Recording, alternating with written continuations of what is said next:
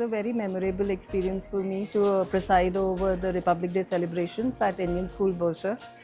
The junior most students were carrying images of Atmanirbhar Bharat, a new Bharat and a journey which our country is undertaking. It was quite inspiring.